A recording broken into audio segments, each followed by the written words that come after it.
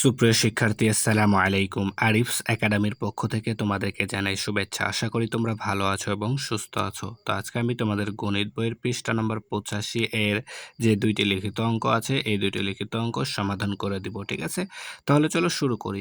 তো শুরু করার আগে তোমাদের কাছে একটা রিকোয়েস্ট, সেটা হচ্ছে যে কি তোমরা যদি আমাদের চ্যানেলে নতুন হয়ে থাকো তাহলে অবশ্যই আমার চ্যানেলটি সাবস্ক্রাইব করে রাখবে। ঠিক আছে, তাহলে দেখো ১ নাম্বার বলছে ৬টি ঝুড়ির প্রতিটিতে ৩০টি করে আম আছে। ঠিক আছে, ৬টি ঝুড়ির প্রতিটিতে অর্থাৎ একটিতে ৩০টি করে আম আছে। অন্য একটি ঝুড়িতে ৩৭টি আম আছে। তাহলে ৬০টি ঝুড়িতে মোট কতটি আম আছে? ঠিক আছে, তো প্রথমত আমাদেরকে ৬টি ঝুড়িতে মোট কয়টি আম আছে সেটা আগে বের করতে হবে, তাই না?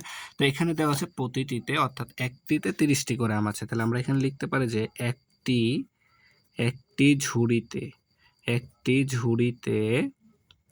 ঝুড়িতে আম আছে। আম আছে কয়টি? ৩০টি। একটি ঝুড়িতে আম আছে ৩০টি। তাহলে আমাদের ঝুড়ির সংখ্যা কয়টি? ৬টি।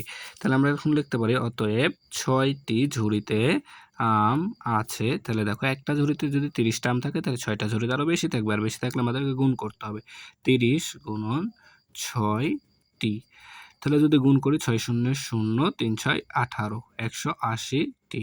ঠিক আছে, যদি না বুঝো তাহলে দেখো, যদি গুণ করি ৬ শূন্যে ০ আর ৩ ৬ ১৮, ১৮০। ঠিক আছে, তাহলে ৬টি ঝুড়িতে আম আছে আমাদের ১৮০টি। ঠিক আছে, তাহলে এখন আরেকবার করতে হবে, তাই না? তাহলে আবার ২ ধাপে অঙ্কটা করতে হবে। তাহলে ৬টি ঝুড়িতে আম আছে। ৬টি ঝুড়িতে আম আছে আমাদের ১৮০টি। ঠিক আছে, ১৮০টি।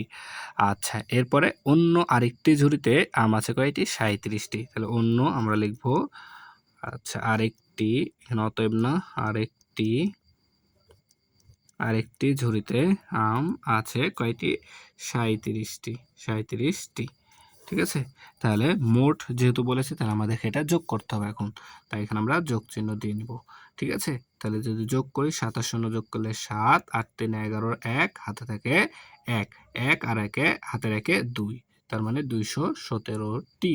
তাহলে ৬০টি ঝুড়িতে মোট আমাদের আম আছে ২১৭টি। তাহলে এখানে আমরা লিখব যে ৬০টি ঝুড়িতে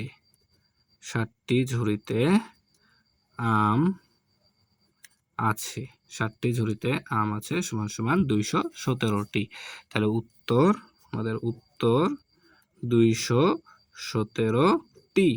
ঠিক আছে, তাহলে আশা করি তোমাদেরকে বোঝাতে পারলাম এটা। এবার দেখো ২ নাম্বার। তো বলছে রহিম সাহেব ১৮৫ টাকা দরে ৪টি তরমুজ, ঠিক আছে, ১৮৫ টাকা দরে ৪টি তরমুজ কিনে দোকানদারকে ৭৫০ টাকা দিলেন। দোকানদার তাকে কত টাকা ফেরত দিবেন? ঠিক আছে, তাহলে প্রথমে আমাদেরকে কি করতে হবে? এখানে ৪টি তরমুজের দামটা আগে বের করে ফেলতে হবে। ঠিক আছে, তাহলে আগে আমরা ৪টি তরমুজের দাম বের করি। তাহলে লিখতে হবে কি, যেহেতু একটা তরমুজের দাম দেওয়া আছে ১৮৫ টাকা, তাহলে আমরা লিখব একটি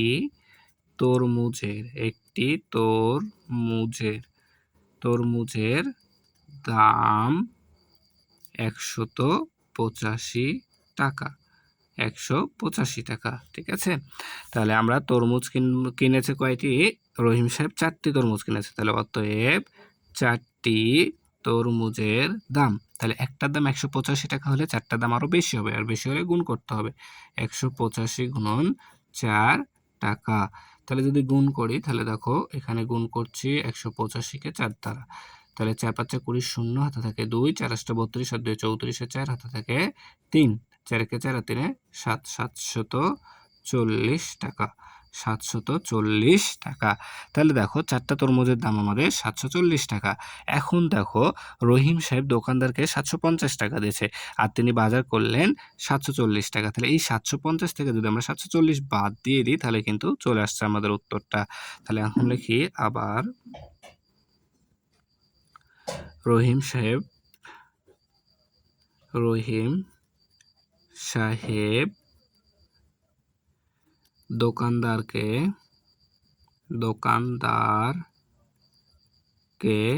দিলেন কত টাকা? ৭৫০ টাকা। ৭৫০ টাকা। আচ্ছা, এরপর রহিম সাহেব তরমুজ কিনলেন তরমুজ কিনলেন। তরমুজ কিনলেন 740 টাকা।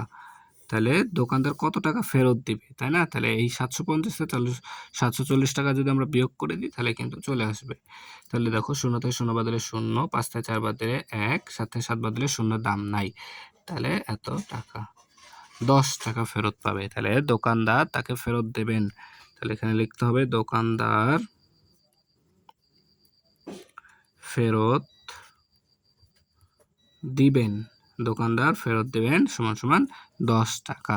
তাহলে উত্তর 10 টাকা। ঠিক আছে না?